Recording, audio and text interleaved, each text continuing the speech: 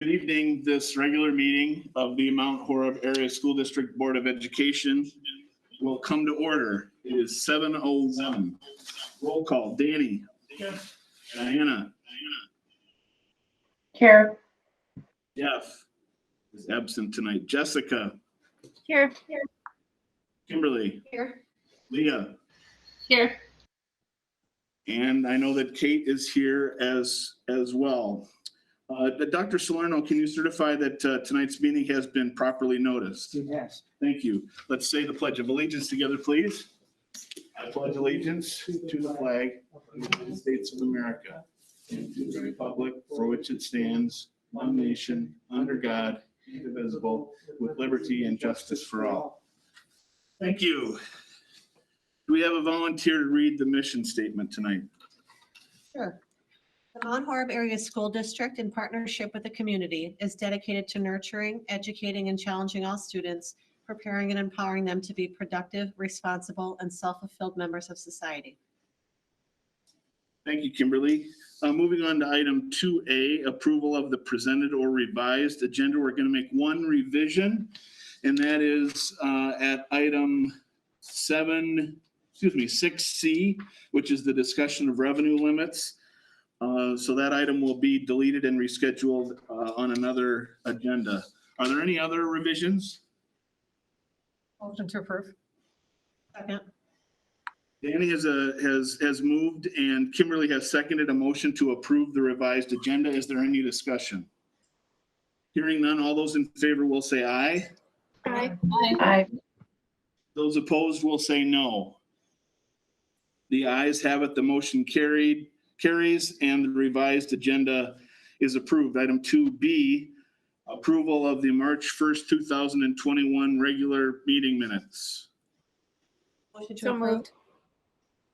Second. Diana, I think that was Diana's voice I heard. Diana moved and Kimberly Nope. seconded. I think it was Jessica. Jessica. Boy, oh boy. All right, well. All right, very good then. Jessica moved and Kimberly seconded a motion to approve the March 1st, 2021 regular meeting minutes. Is there any discussion? Hearing none, all those in favor will say aye. Aye. Aye. Aye. Those opposed will say no. The ayes have it, the motion carries, and the March 1st, 2021 regular meeting minutes are approved. Item 3A, school news. Kate. Hi, everybody. I've got just two quick things to share with you all tonight. The first is NHS is doing a food drive to help out neighbors helping neighbors.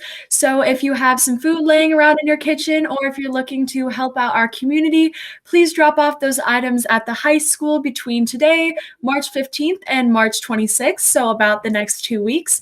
If we reach our goal of 400 items, Principal Lundquist will be singing karaoke at lunch, so that would be super exciting. Secondly, this past weekend at Decca State, we had quite a few high school students either receive a medal or qualify for international competition. So my congratulations goes out to all of them. Thank you. Awesome. Great report, Kate. Is there any other school news, Dr. Salerno? Well, might I add that our very own Kate Geisler is a finalist at the DECA competition. Congratulations to her and her classmate Molly McGuire in marketing. Fantastic job. Well done. And if you haven't had a chance yet to see the video that the dance team has put together recently, in a way, just to say we're with you, to Rena Williams, a former Mount Horeb area school student who's been suffering from cancer, but the way in which she's going about is with such class and grace. She's been dancing to some really fantastic songs, and the high school dance team saw this and said, we want to do something around this. And in fact, some of the individual, Rena Williams is her name, some of that individual's former teachers put in some inspirational messages of hope and love. That's out on our district's Facebook page. I want to also extend a note of congratulations and thanks to Channing Liska and Shauna McGuire. These are our two amazing coaches out there with our dance team. And then lastly, we received word that graduation looks like it's a green light from the good folks at the Alliant Energy Center. We are on track for a June 6th, 2021. It's a Sunday afternoon at 3 p.m. And we're looking forward to celebrating our students on their very special day. Awesome. Is there any other school news? Great job, Kate at DECA. Wonderful news. And great news all around tonight. Moving on to item 3B, citizen comments. Those who would wish to speak should please text their first and last name to 608-250-9166. 608-250-9166. That's twice without looking. That's how used to that number we're getting. Are there any takers tonight, Dr. I Salerno? don't see any, no. Wait just a minute. Again, that number is 608-250-9166.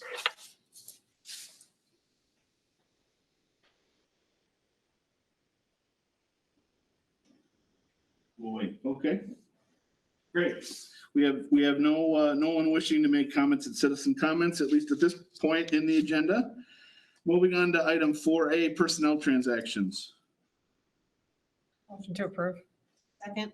Danny has moved and Kimberly has seconded a motion to approve personnel transactions. I guess as part of our discussion, Dr. Salerno, I should have asked if you had anything to note. That's thoughtful of you. No, thank you. Very good. So Danny has moved and Kimberly has seconded a motion to approve those personnel transactions. Is there any other discussion? Hearing none, all those in favor will say aye. Aye. Aye. All those opposed will say no. The ayes have it, the motion carries, and the personnel transactions are approved. Moving to item 5, consent agenda, 5A and B. Motion to approve the consent agenda. Second. Kimberly has moved and Danny has seconded a motion to approve the consent agenda. Is there any discussion? Hearing none, all those in favor will say aye. Aye. All those in favor, all those opposed will say no. The ayes have it, the motion carries, and the consent agenda is approved. Discussion items, item 6A, committee member reports. We start with the Community and Legislative Engagement Committee with Jessica. Jessica, go ahead, please. Alrighty, so we met on February 22nd, and we started with a discussion from Dr. Salerno about Governor Evers' 2021-23 budget proposal, and he highlighted a few items in the budget, including flexibility in the district's ability to use either 2019 or 2020 enrollment numbers, whichever number is greater. That there is hopefully a provided $612.8 million general purpose revenue in state general aid to school districts across the biennium, an increase in revenue limit for equity for low spending school districts, increase per pupils payments, increase in special ed aid, and increase in school mental health categorical aid. So we'll see how all that shakes out. Dr. Salerno also shared some current legislation that is in committees, both in the Senate and the Assembly with us. We discussed the state superintendent race. The general election will be April 6th, and there are 2 candidates, Deb Kerr and Jill Underly, who are moving forward. Dr. Salerno also reviewed with us the school board's recently adopted administrative regulations related to school board elections. He also shared the district's current vaccine status. And lastly, Dr. Salerno and Ryan Sazusky presented an update on the Village of Mount Horeb's Housing Task Force. Our next meeting is next Monday, March 22nd at 6:30. And that's it. Any questions for Jessica? Awesome. Moving on to education, Kimberly. Thank you. Well, March is a statewide assessment testing month in Wisconsin. You may have heard some state and federal discussions on the current challenges of test administration, but our usual exams are proceeding as scheduled, including Forward, Access, ACT Aspire, and our civics exams. We continue to welcome monthly guests at the Education Committee and look forward to hearing from more teachers and staff who want to talk about learning in their content areas. This month's admin guest was high school principal Lundquist, who wanted to begin some conversations with our committee and eventually the full board about the bell schedule at the high school. The high school's current bell schedule, you possibly know, structured into 8 42-minute periods. This is proving to be a difficult limitation for in-depth learning and student collaboration time, especially if there's any setup work involved, as is the case for many labs and our hands-on courses. Principal Lundquist has been working to collect staff and student feedback about possibilities, so more to come on this topic. We also made some initial revisions to 2 athletic policies with the help of our athletic director, Colleen Neschheim, who was also in attendance at our last meeting. These policies, 377 and 377.2, needed another language review at the committee level, so they're not on tonight's agenda, but likely in April. That's all, Rob. Awesome. Thank you, Kimberly. Any questions for Kimberly on her report? Hearing none, we'll move to item 6B, Information and Advocacy Report, Individual Academic, Social, and Emotional Readiness Levels. Mr. Johnson. Yeah, thanks for having me tonight. I am going to continue to the theme to talk about the student as a whole, the well-being of a student. Earlier tonight in Safety and Wellness, we had a presentation for our school counselors on all of the work that they're doing, and it just kind of fits into this overall theme really well. So really tonight what we're talking about is individual academic, social, and emotional readiness levels. And so we start out by providing some demographic information. And what you can kind of see is that overall our enrollment is 2,458, which we know is down. What remains pretty consistent though is our students with disabilities number. So that number is 298 for students with disabilities who are in our district. Last year, it was 312, so just a small dip in that area. And when we, if you go down just a little bit further, there's a great picture. This picture was in the Wisconsin State Journal. Probably about a month or so ago. And in one of the guys in the picture is actually a student of Mount Horeb High School. What I really just wanted to emphasize in this part is that we continue to place students in educational settings that meet their interests and their educational needs. And so we have students who are participating in Operation Fresh Start. They graduate Mount Horeb High School with the Mount Horeb High School diploma, but they finish their credits and their educational experience at Operation Fresh Start. We also have students who do that at the Challenge Academy. So I can give you a little background if you want to know this, but Operation Fresh Start is hands-on building houses, building materials, but also educational practices as well. We also have students at Challenge Academy who finish out their high school there. Challenge Academy is up in Toma. And that is more military based. And so it has classes, it has school, but it also is military, barracks and rules and regulations and all of those things as well. And so we have students in both semesters who've attended that program, who've graduated from there, which means they graduate from our high school. And as well as we've had students who've gone to Madison College and done a career high school finish path.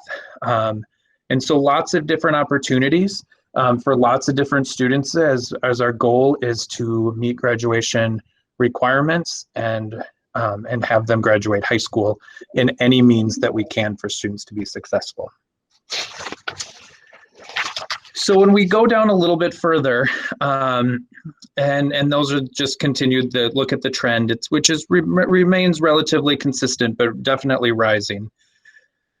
Is the disability status of what students within our district as a whole. And so this is primary disability. And so each category is kind of labeled for you above what they each mean. But the largest number of students we have in our district with the primary disability is speech and language. Second is other health impairment. So that could be a multitude of many different reasons. And then we have specific learning disability, and then autism. Those are kind of our highest ones. And then EBD is our next one up that has kind of substantially higher than the other components. So, but we have students with multitude of learning needs, hearing, orthopedic impairment, vision. Those are kind of some of those components as well. So we provide all services within our district the best we can. And then the 504s, so students with disabilities, but maybe just need accommodations or supports, and those are all done through the classroom teacher.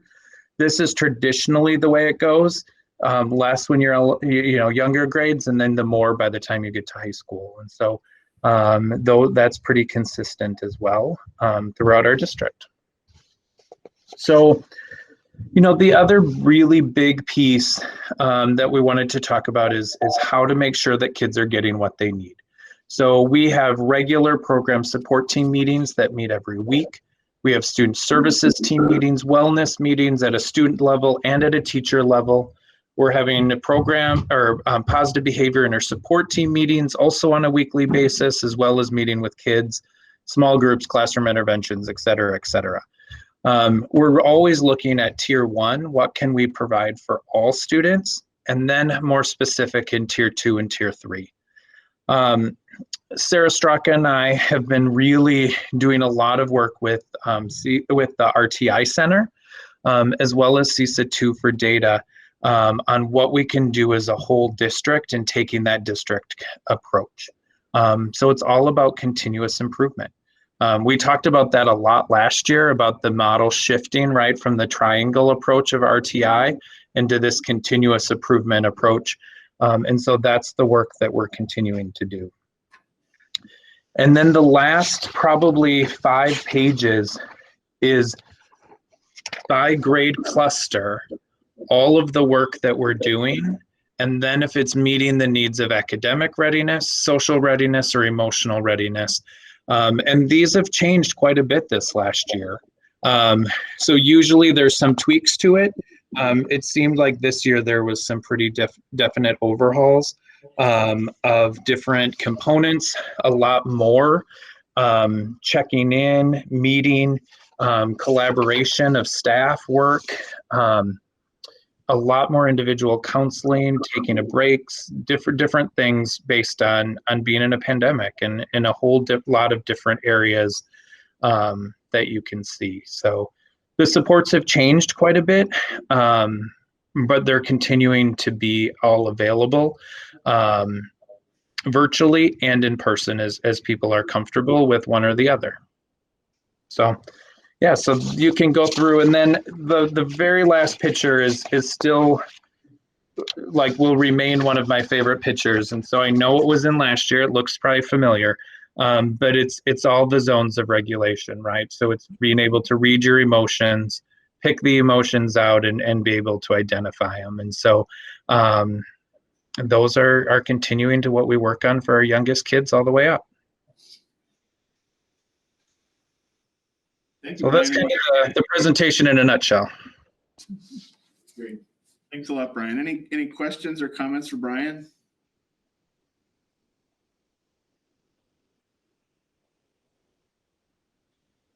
Great. Thanks, Brian. We'll move on then to item 6D, COVID-19 update. Dr. Salerno. Good evening again, everyone. It's a pleasure to see you all tonight. It's supposed to be spring, yet we have a bunch of snow outside. Just wishing everyone safe travels, especially as we come into the school day tomorrow. I know that snow might ice up, and want to make sure everyone is okay. We do remain on track to bring even more kindergarten through 5th grade students back to school on April the 12th. We continue hoping the next public health Madison-Dane County order that's due on or before April 7th will outline more opportunities for our middle and high school students for their fuller return. Any continued spacing restrictions really precludes many of Dane County's secondary schools from moving forward, given enrollment numbers, available square footage, and really the dynamic nature of scheduling. We continue to watch 2 school districts in particular here in Dane County that are looking to return more fully. They're high school, middle and high school students. As we believe, and we're interested to see what PHMDC does with those school districts. If we find that it gets a pass from PHMDC, we would then believe that that meets with our gradual reopening plan, and we can look to something more fully for those grade levels. At this time, though, it's a bit too premature because we don't know what PHMDC might do with those other districts that are dipping their toe into the water. Rest assured, if we are able to continue our pathway forward to have even more students return to school, we will continue to do the same kinds of things that we've done successfully as it relates to our protocols, the hand washing, the physical distancing. I watched with great interest Dr. Fauci's comments on one of the morning shows on Sunday morning, where he gives some indication that the CDC may very well revisit the 6-foot physical distancing piece and to do something less than that. And we know that Public Health Madison-Dane County has told us if that happens at the CDC level, that indeed that would be part of the PHMDC model as well. Now, vaccinations are not precursors to returning students more fully.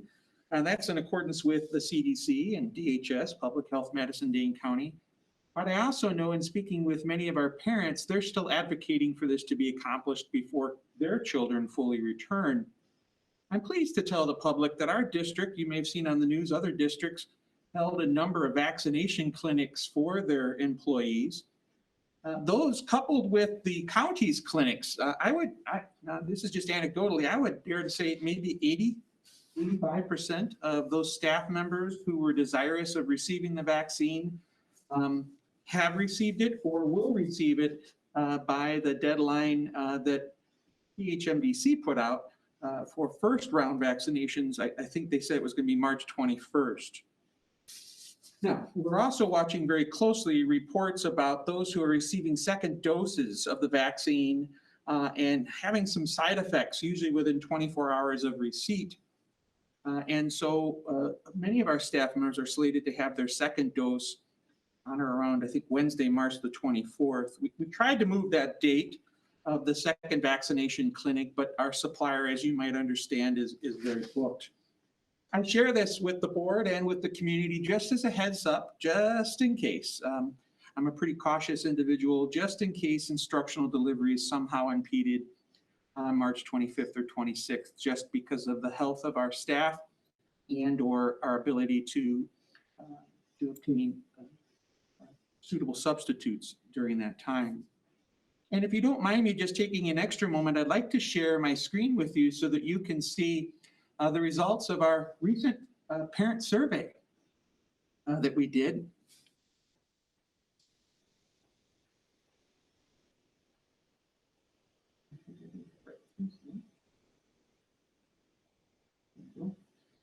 Here are the results that we have for those families that are seeking to return full day, 4 days a week. And I broke it out by grade level so that you can see, and hopefully you can see that large enough there, you can see that I would guess a good maybe 81% on average, I'm just ballparking it there, would elect to come in person. And we do still have a large percentage of families that think that a 4-day model may not be right for them, and we want to be respectful of that, and we'll continue to offer the virtual pathway for their families through the end of the year.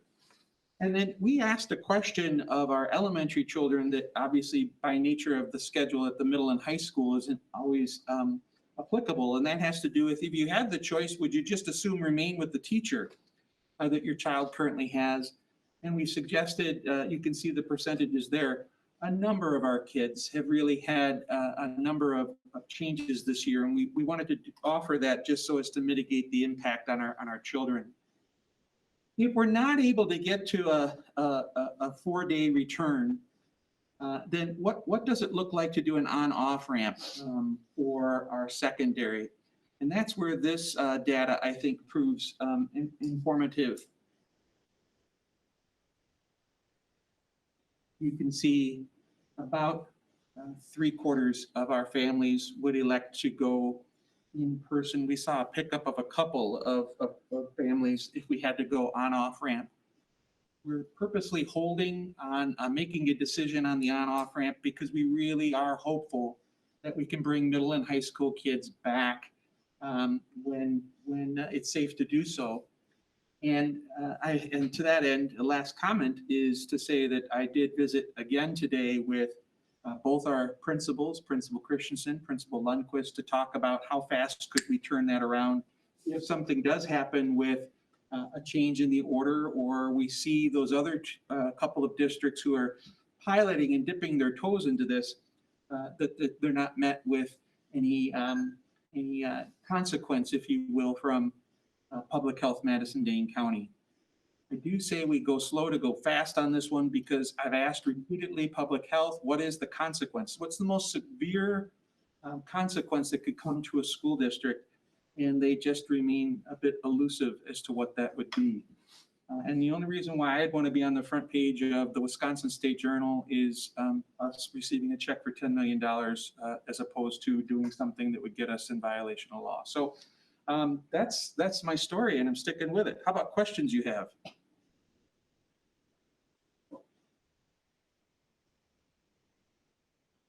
Questions for Steve? Steve, this is Jessica. I have one quick question. I know it was only passed last week, but have you heard or received any information about any of the latest stimulus money that our school district might receive? Yes, well, you're referring to ESSER $3. ESSER $3 were approved by the feds last week when President Biden signed off on those. Again, a lot of flexibility, just like ESSER $1 and $2 to spend as we need, either on infrastructure or on supports for remediating kids in their performance. This might include staffing, for example. The dollar amounts that have been allocated are still being developed, both ESSER 2 and ESSER 3, but we do stand to receive some funding. And we do know that with ESSER $2, we have the ability to use those funds through September of 2023. And ESSER $3 would be available to our school district, again, whatever sum that might be, would be available through September of 2024. So what to use those dollars for? ESSER 3 in the bill is it's very prescriptive in one regard, and that is it must be used to remediate gaps in students' learning. I think our presentation to the board a couple of weeks ago, in which we identified where some of our strengths and some of our developmental needs lie, help us to understand maybe how to direct some of those funds in support of our children. So I apologize for being a bit nebulous, but really right now we're just looking to see what's in the actual admin regs once they're published. No, that's great. Thank you. Other questions for Steve? Yeah, thank you so much, everyone. Awesome, great. Thank you, Steve. Moving on to action item 7A, consider alterations to the 2020-2021 school year calendar, Dr. Salerno. Yeah, so wouldn't you know it, because we did go ahead and call our children in more regularly in K-5 beginning April 12th. We're just looking to see if we couldn't have the board's approval on this calendar. It is important that I note to the board, we have moved back the last day of school. And you may be saying, well, gee, why would you do that? As you might remember, the last day of school is typically a half day, and it was scheduled for Thursday. And we know that Wednesdays have been days in which our teachers do some planning and some prep. We thought maybe flip-flopping Wednesday and Thursday to make the last day of school on Wednesday, June the 9th would be the most responsible thing to do. This opens up, I think, an opportunity for us to provide our teachers with some additional time to close out the school year, while at the same time, maybe some opportunities from professional development to set the table for the upcoming school year.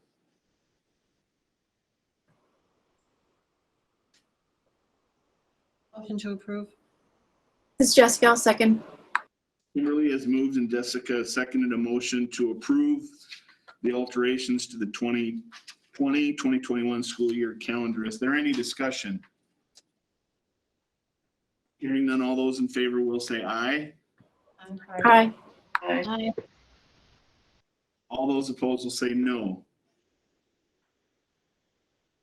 The ayes have it, the motion carries, and the alterations to the 2020-21 school year calendar are approved. Item 7B, Youth Apprenticeship School District Affiliation Agreement for 2021-2022. Mrs. Straka.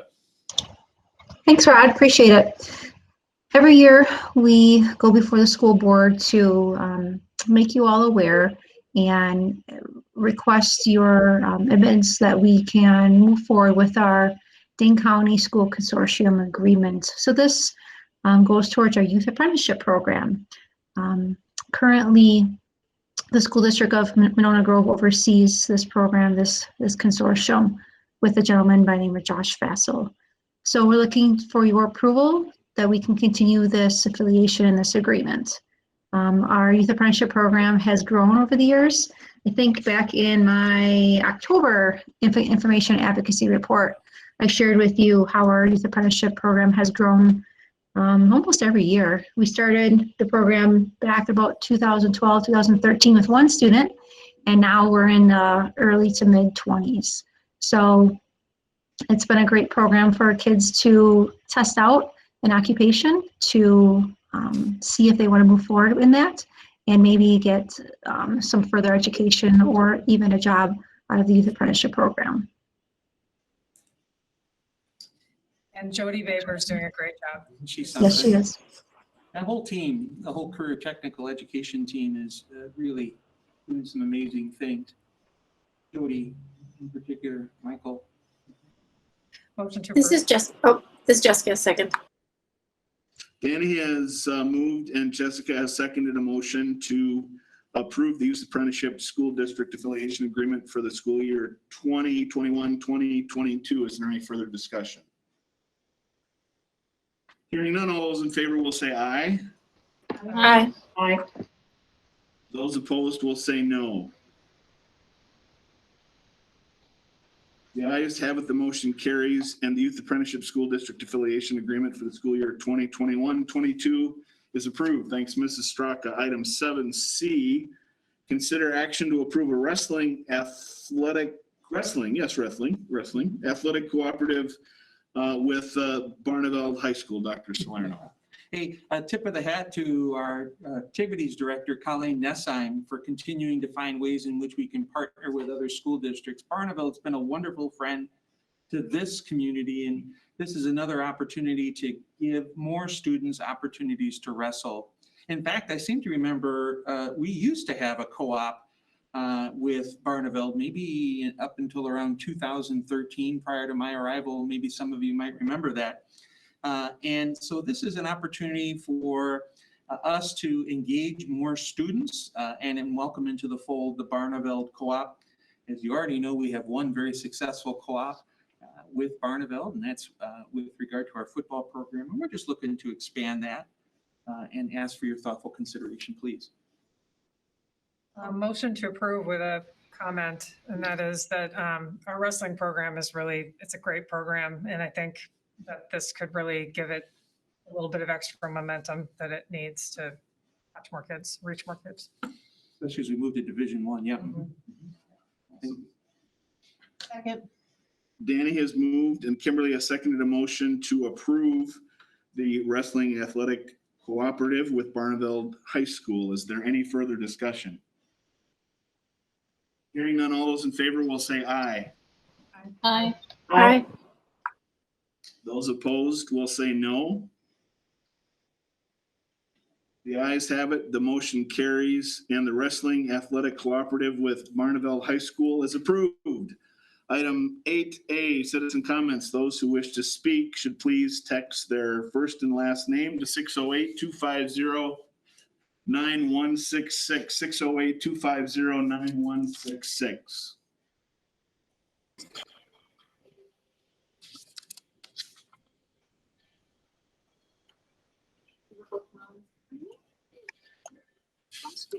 She has to know her mask is under her nose, don't you think? For the whole meeting.